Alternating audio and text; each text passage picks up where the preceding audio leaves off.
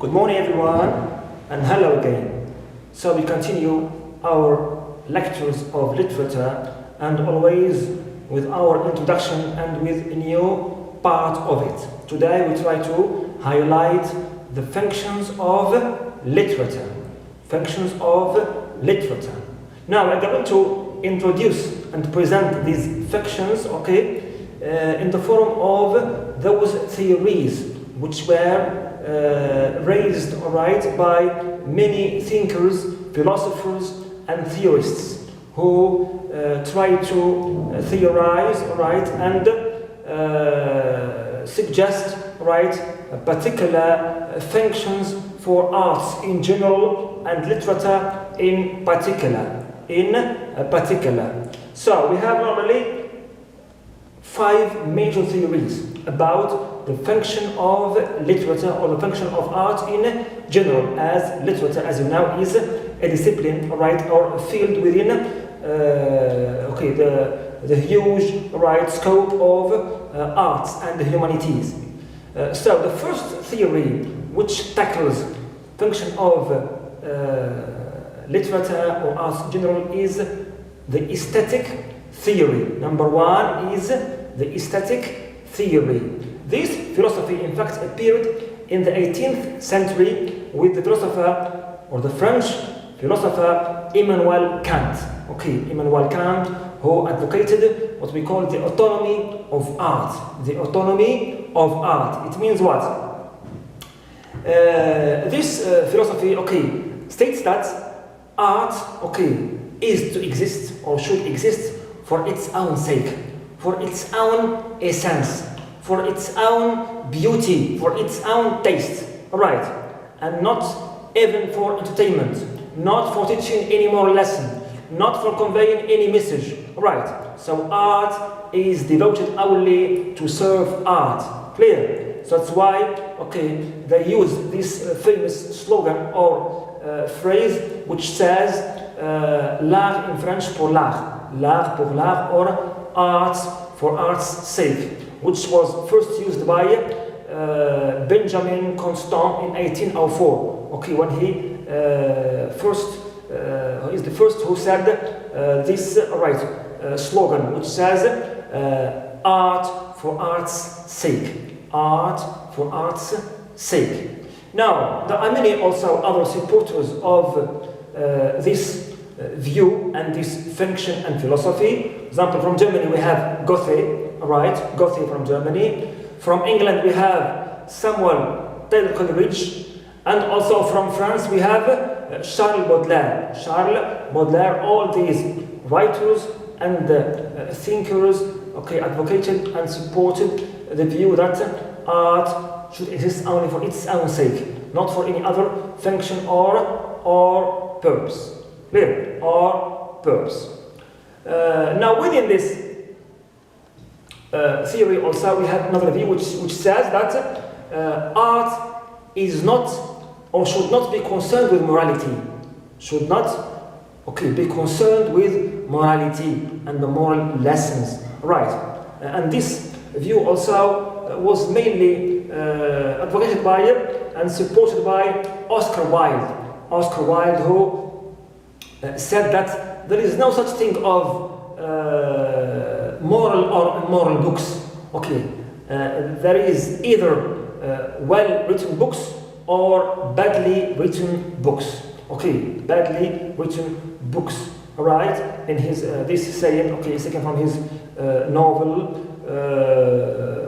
The Story of Dorian Gray.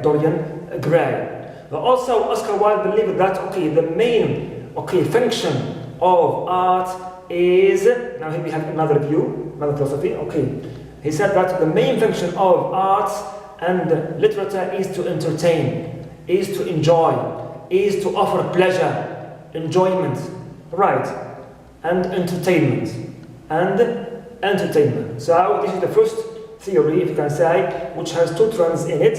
First one, which says art for art's sake alone. Second one, with Oscar Wilde, which says that art should be concerned with entertainment, and not with morality or any other moral preaching. Clear? So that number 1. the aesthetic theory or function. Clear? Art, okay, for art's sake. Also, there is another function of literature which is expressed, right, or delivered through another theory, right, which is called the didactic theory. The didactic theory. Now, this theory states or believes that art has an informative and instructive function. Right, and instructive function. It means art is supposed to teach moral lessons, right, or any kind of lessons. It's supposed to preach, right. For this philosophy, it is believed that the writer's role is to preach, not to entertain. To preach means to give more lessons, to teach the audience, the reader, and so on. All right, and not to entertain. Clear? Also, it is believed in this theory that the artist's or the writer's role, okay, besides to preaching, right, is to convince the reader of a particular point of view. Okay, the writer is supposed to convince his reader of a particular point of view, of course, to convey his message or, yes, his moral he wants to teach and convey through his art. Clear? Now, this didactic theory we find its traces in John Byron's, okay, Pilgrim's Progress, the famous, okay, novel of Pilgrim's Progress by John Byron, which is a series of adventures by those pilgrims who went on a journey and they learned many lessons, okay, through their journey. Clear? So number 2 is the didactic theory. Didactic here means the art of teaching. Didactic theory. So, art or literature is to preach, to teach, not to entertain. Clear? Not to entertain. Go. Another theory also which came to set, right, or determine function of art general and literature in particular is called the expressive right theory. The expressive theory here in this, as it's the name, right, indicates art should express feelings and emotions. Right, for the supporters of this theory, art, okay, or the function of art is to express feelings and emotions, and art and literature should be concerned more with the inward world, okay, with the inward than with the outward, okay, the inward than with the outward. It means art or literature also should not be an imitation, right, of the external world, okay. It mustn't be an imitation of the external world, but it must be an expression of the internal, okay, feelings and emotions, right. It has nothing to do with external world and its reality, okay. It must be a reflection, an expression, a kind of confession, okay, for those feelings, emotions and sensations, okay, and sensations which are inward, not outward. Now, among the philosophers or theorists who supported, okay, this philosophy, or what we call the proponents of this theory and philosophy and function, we have, for example, Wordsworth, who said that and defined poetry as the powerful overflow of, or the spontaneous, he said that poetry is the spontaneous overflow of powerful emotions, okay, spontaneous overflow of powerful emotions. Also, we have Byron, okay, also has a very interesting saying which reflects the same essence of this expressive theory, when he said that if I don't write to empty my mind, I go mad. Right, he said that if I don't write to empty my mind, it means what is inward, okay, I will go mad.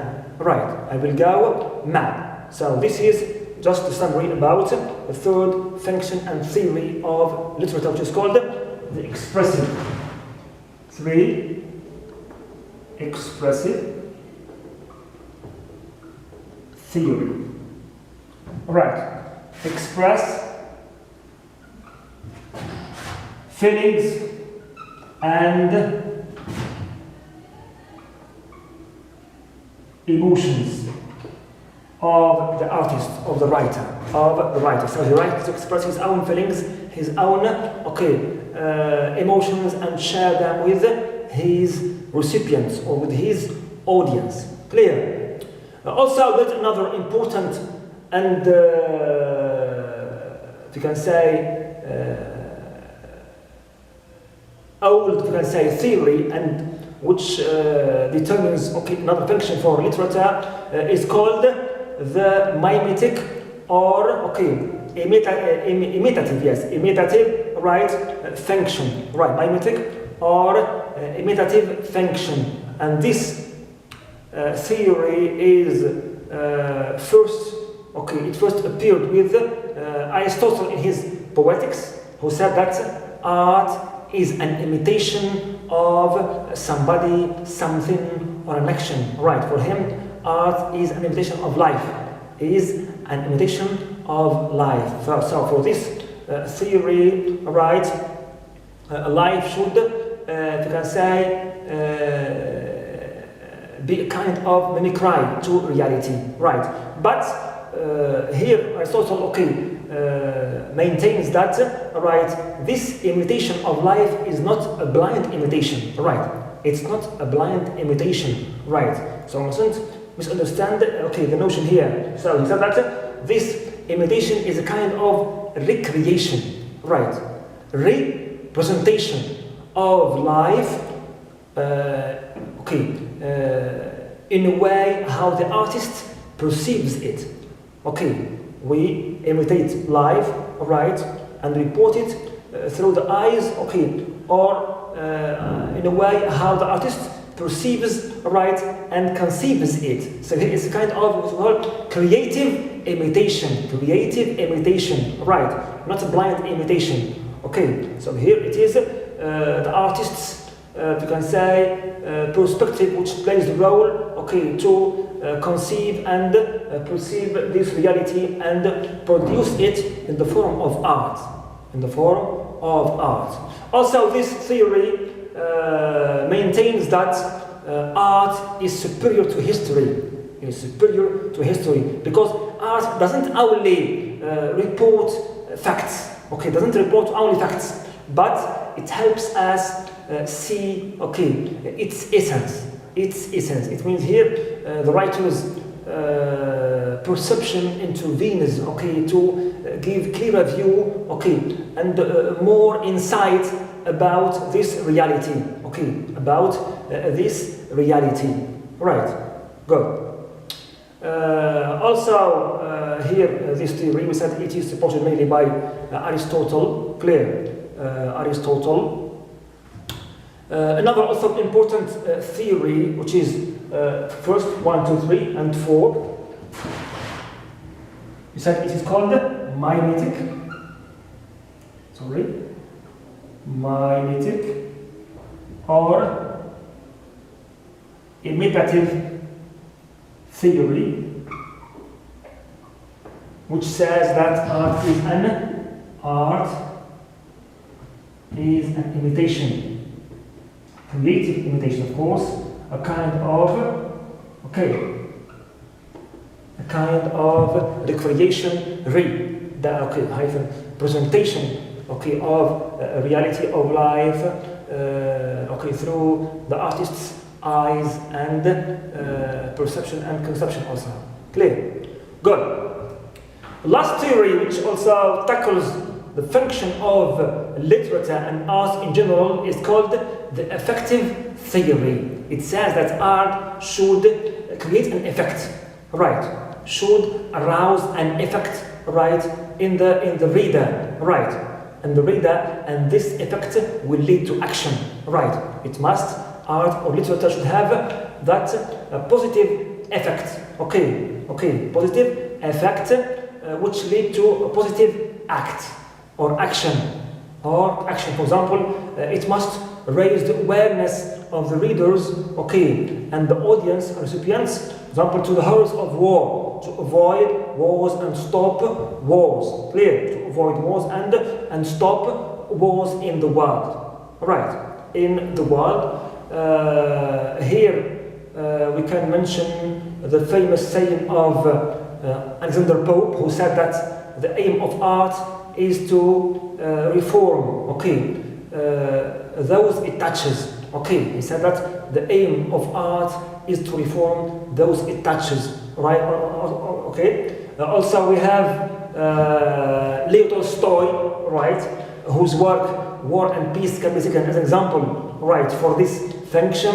Okay, he wanted to, we can say, warn people against the dangers of wars through his novel. Okay, through this novel. So the affective theory is concerned by stimulating, right, or arousing an effect, right, in the reader's minds, okay, and also arousing their awareness, raising their awareness against all what is, right, negative, right, in terms of a kind of action. That's why it says that art should lead to a positive and good action, right? This effect should be interpreted into, okay, a good action and lead to a good action. Okay, like this. So these are in general, okay, the 5 theories which represent the different functions or the major functions of literature and arts in general. They are supported by many theorists and writers and thinkers, as we have seen together here in this lecture. But what can we say at the end of this lecture, right, is that literature as, if you can say, field of arts, field of knowledge, is something that one or people should breathe always, okay, in their life, should read, should benefit from, should, I don't know, take lessons from, should depend on it also to guide their lives, because it contains the experiences of those who were before us, okay, those who are far from us, and those who want just to share with us their experiences, okay, and life hardships and troubles, just to say to us, okay, here is the first source of inspiration, okay, first source of inspiration you should cling to, right, and never, okay, leave. So we stop here for this lecture, hoping that you have grasped these 5, okay, theories. Number 5 is, we said, affective theory. It means it should arouse an effect that leads to action. And as we see on the board, here we have a summary of the 5 theories that concern functions of literature. Finally, thank you so much for attention and attentiveness, and see you in another part of this introduction. Take care.